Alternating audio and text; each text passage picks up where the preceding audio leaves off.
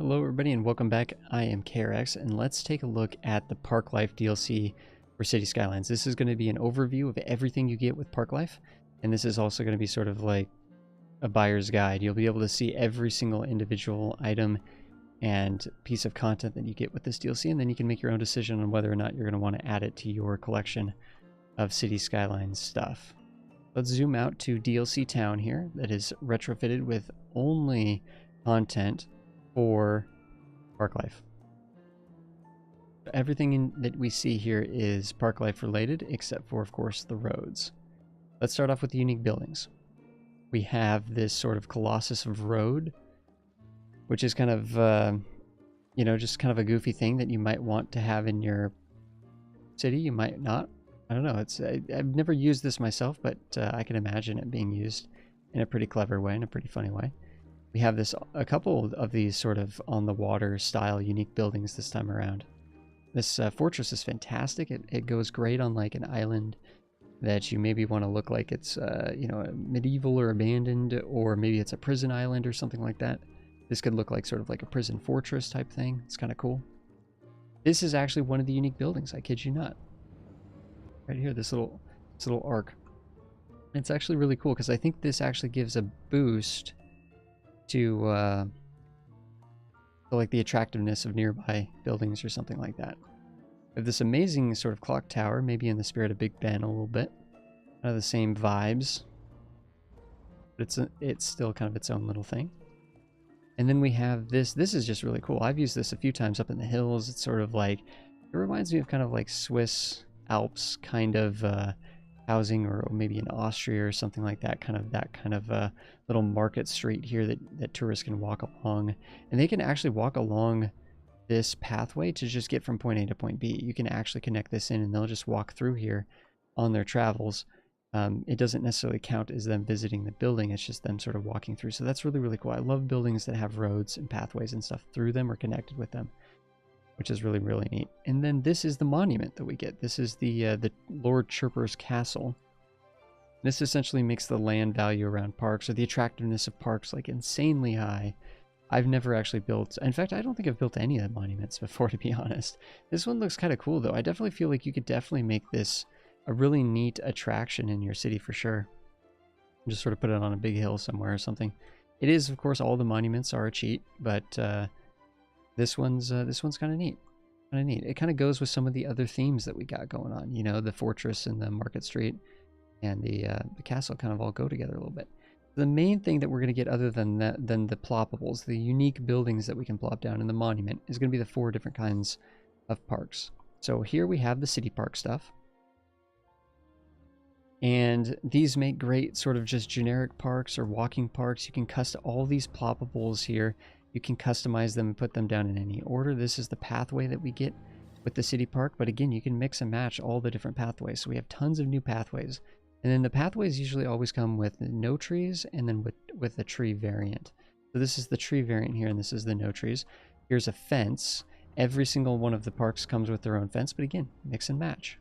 So the fences are actually amazingly cool. You can use this in so many areas of your city, even not related to parks. There's so many little areas that look like they need fences, and now we have fences. How cool is that? So these are all the ploppables, a couple little areas that can interact with a lake or a pond or just a body of water of some kind. A trampoline thing here. Some little sort of playground areas, some gazebos, a little chessboard park type thing. Park information, cafe, and then just sort of a general little plaza. We do also, of course, all these parks also have an elevated variant of some kind, right? So this is a very high detailed elevated pathway. Again, you don't have to use these in the parks. You can use them anywhere you want. Look how, I mean, just really well detailed, fantastic looking stuff. The other thing that we get for all 4 types, we get themed props that we can actually decorate these areas to higher degrees without having to go to the workshop and download assets anymore. Now we have a bunch of assets. Some really cool ones here. There's always a bunch of benches and tables and signs and lights and things like that for all of them. In the city one, we get some flowers and some hedges, which is cool. Really neat is we get this little yakisoba stand, the pop soda thing, and we get the sort of the food truck, which is pretty awesome. And then these little sand boxes for the kids to play in, a little cannon there. Really cool stuff. Really cool stuff. Here we have the theme park. So the main entrance, a large entrance to the Chirpy Land, and then there's also sort of the small entrance variant over here. Theme park stuff includes another plaza. We have cafe, souvenir shop, restrooms, other little sort of booth attractions, sort of a drop ride here, carousel. Again, a collection of props. A bunch of different little props here, everything from benches to signs to, of course, with the amusement park, it makes sense to have little sort of boxed attractions or those little rides that you can ride for a quarter usually, a little balloon stand, some popcorn stands, some small sort of small rides for the kids, a teacup ride, swinging boat ride. I'm honestly not a theme park enthusiast. I don't even know what some of these things are called. The bumper cars, the pendulum ride, the Ferris wheel, of course, and the roller coaster in the haunted house. And this is actually not a small entrance. This is actually a side entrance. Okay. They actually look the same though, don't they? Small entrance to a different park and the side entrance to an existing park. They look the same. And you have your own little fence. A very different looking fence. And of course you can notice that the pathways are different, right? These are themed. Some with sort of tropical trees on the theme park one, it looks like. Here's the elevated bit. Another nice option for elevated pathways as well. Little goofy little light fixtures here. Little sort of whimsical looking. And then we can look at the nature park assets. These are some of my favorite, I think. Very simple, but very, very good. The main entrance, the small entrance here to the national park. We have a boulder climbing area. You can see the Sims sort of hanging out on the boulders. We have just like, this is a big ploppable campsite. Very nice with little cabins, sort of a cabin sort of area. We have individual cabins that we can place. Here's the large one and the small one. They're sort of crowded by trees. Taking note of the pathway here. Unique for this park. But again, can be mix and matched. We have some little platforms of viewing decks. Some towers that we can viewing towers. Lean shelters here, small and large. Here's the prop selection for the nature stuff. Little wood benches that I like to actually use these as fences too. And you can actually see the actual fence here is a nice little worn down fence. I use this all the time. This is probably my favorite one. But I actually like to use these as fences too. If you just put a bunch together, it kind of makes it look like a fence. Small signs, big signs, different seating bits, you know, places to sit, different chairs, wood piles, kayaks, outhouses, and little wells, all kinds of different little props. Here's some tents. We can make our own little sort of, we can kind of recreate, like this is an example, this is a ploppable, right? This is how it comes. A big piece that you could plop down, a little campsite area, but you can make this yourself. You can make this yourself. You can make it way bigger. You can spread out the campsites a lot more. Make it feel more natural, like an actual campground. You can do a lot of really, really cool detailing just with trees and rocks and all the stuff that this gives you in here. And then of course we can notice that there's an elevated bit here. This looks like it's kind of like algae or something like that. I don't know. It doesn't look the best. These look amazing. The actual bridge and stuff looks amazing, but it looks kind of weird how it's kind of slimy looking. And then we get a couple little bits here for fishing and, you know, a couple different fishing piers that we get to do. Very cool. And the last the last park, right? Then we have a couple little odd bits, little miscellaneous stuff to look at, is the zoo. So the main entrance to the zoo is here. And then we have, again, the small entrance version. Also looks kind of like the side entrance. And once we get in here, we have a plaza here. We have a cafe. We're starting to notice a trend, right? There's kind of like an archetype. Each of these parks sort of follow certain archetypes and have certain kinds of buildings just themed based on their areas. So restaurant, cafe, restaurant, I think every single one of them has that except the nature thing. Souvenir shop, kind of like the amusement park, and then the restrooms. But here, this is, I mean, these are fantastic. Look at these. Look at these. You know, we actually have moose and caribou. Maybe elk and caribou, whatever it is. Bird cages here. And birds actually, eagles flying around, for crying out loud. How magical is that?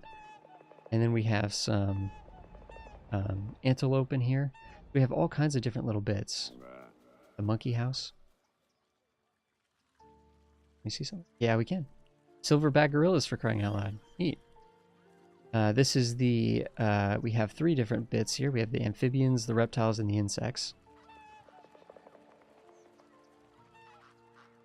Not the largest thing for that, but still. Not many props with the zoo. Right? Just some benches, some signs, some more signs, some lights, and some seating. This is the so by the way, what's down here on the ground is a decal. So you can use this to kind of create your own little like squares and stuff, and like have little eating areas and stuff like that. So this is the one for the zoo, and all 4 of them have their own little decals that I use to sort of create the base for the props, right? The flamingo bit, flamingo pond, really cool. I mean, this stuff is really fantastic. The bison, lions. Lions, actually, we got this lion right here that actually walks across back and forth, which is really, really neat. There's actually, I think, what is it, a lion cat? You can actually go and eat a meal over here, for crying out loud. It's a little lion cafe. It's kind of cool. We have giraffes. And we also have rhinos. Uh-oh. I might be missing the elephant. There should be elephants too. So we also have the aquatic animals here, which is really neat. You got an entire whale down there, manatee. You got some dolphins in here, I think. Multiple whales. This is pretty crazy looking. That's really cool. The whole like aquarium themed. You can mix that into your city all kinds of different ways. You don't even need to put it in the zoo. You can put it anywhere. Let's actually quickly go into here. Go to the zoo stuff, because it looks like we're missing the elephants. Am I crazy here? The elephant enclosure. We just completely missed this. I'm just going to dump it there. Well, okay, that's not going to work. We're going to take out our fence here. Let's go back into this. Sorry about that, guys. So we have the elephant enclosure, which is really, really lovely as well. The only thing depressing about all this is just how small these are, right? These are animals that are, you know, of course, used to roaming massive areas, and now they're in these tiny little bits. And even I think actual zoos do a better job than this. Zoos in general are kind of depressing, so it fits in that sense. Good job, Colossal Order, getting that right. But this is a little bit extreme, I think. I mean, did this need that many elephants? I think I get the point of what they were going for. Like, hey, this is the elephant enclosure. You see that right away. But I think you could have had maybe only like 5 elephants in there, and it still would have been good. Here is the fence that we get. So it's a little bit more heavy duty. Makes sense. It is a zoo. And then we have this elevated area, which is kind of interesting because it has pillars kind of like an overpass. It has this really detailed sort of planking with this hanging ivy, which is kind of interesting. So that's really, really cool. A couple little miscellaneous bits that we get here. We get the hot air balloon. There it is over there. Haha, look at that.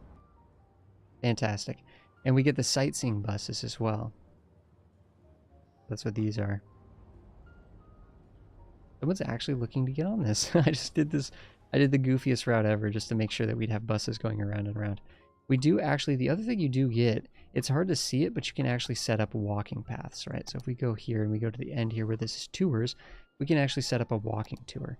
We can see this green is actually a walking tour where people actually start here in the nature park. You actually get a tour that takes them all through the little city, takes them to the theme park. You know, I don't know, I've never been able to really get people to use these things, so I don't know the best way to do them. Ideally, you're supposed to take them from points of interest, right? But since this is all kind of a point of interest, I'm not sure. Let's take a look at this. Fantastic. This just goes randomly around the city. You don't interact with it at all. You don't tell it where it can go. But it looks amazing. It really does look pretty incredible. So the parks are kind of neat. I think they're amazing. I really enjoy park life. So if we look at this, we get this little info. We can see how many people have visited, and the parks will actually level up. So these items, I have everything unlocked, so I could show you everything. But typically, you would unlock stuff slowly over time. Your parks would be, you wouldn't have the roller coaster right away. You'd unlock that at level 5 theme park, unless you played with something that unlocked everything all at once, right? You can enact some policies here. We can do animal ethics, which boosts the entertainment value of the zoo, but the zoo buildings cost more. This would make sense if we had zoo buildings. Good thing to do that. Animal ethics is sounds like a good thing to me. We can actually pay 200 a week for an advertising campaign. It draws 20% more visitors. We could set it as the main park. We could say, you know what, this is our main park. And that means that people are going to prefer to go to if they can only visit one park in our city, if they're a tourist, they're going to visit this one. We can actually prevent fireworks from happening. I like to do that for the zoo. I know we're not talking about it, but this isn't a tutorial. I like to actually find fireworks in the zoo because you don't want fireworks going off in a zoo. That would scare the animals, right? But what we could do is we could go over here to our city park and we could say celebrate. And this means that we'll have fireworks every single night instead of maybe only once a week or twice a week. We can do night tours so that we can get more visitors during the night. I don't know why you wouldn't hit that, except for it costs a little bit per week. The cool thing is, and then we could do, you know, recycle garbage. We could do some other things here, right? There's a bunch of little policies there. We do make money, right? We can adjust the ticket prices. This does matter. The higher the ticket price, the less people are going to be willing to go. The lower, you know, if it's free, more people will visit the park. Gives you some stats here in terms of its attractiveness and such, and a way that we can boost it. I actually forgot to do this. My bad. Guys, my bad. Park maintenance. So let's put down some park maintenance. So these buildings put out Jeeps that go around to all the parks in the city, and these Jeeps will actually boost the value, or the land value, the attractiveness of the different bits. So we can see here that this park has not been maintenanced. If it's maintenance, it'll be pink. We can go to this infograph down here, and or way down here at the bottom, it's the park maintenance button down here. We can see that we have a fleet of them coming out here, and as they go around, they'll start making these pink. So none of these are pink right now. That means that they're normal, or they can be boosted. This is actually very, very strong. It's borderline overpowered because it actually makes the land value just go through the roof for these things. Like buildings around here are going to scream up to level 5. The other thing you can see here is we can see RVs, so it adds new kinds of vehicles. Look, here's another kind of little, sort of small little RV here. So there's more like tourist vehicles. Actually, tourists have their own little vehicles now. There's trucks with trailers like this, little campers and stuff. Really cool stuff, right? I think that adds such a nice touch. Such a nice touch. We get the park life buildings, or sorry, the park maintenance buildings, my bad. You get these two little bits, and that is everything that you get in park life. And I think this is just limitless potential. Every city you make, you want a couple nature parks. Every city you make, you want a nice, big, awesome zoo. Every city needs a theme park. Every city needs multiple custom city parks. You know what I mean? And the fact that you can mix and match all these things is just incredible. So there's a lot of really good stuff here. But let's pop out of here after we take a look at the policies. We have prefer parks. This basically makes it so the parks cost a lot more per week, and tourists and people prefer to go to the parks rather than to the unique buildings. So instead of tourists funneling to these buildings, they'll be funneling to the parks. Park maintenance boost increases the range of the effective range of the park maintenance vehicles. They have a longer shift, so they can go out, reach out farther, and visit more buildings without having to return home to sort of like recharge.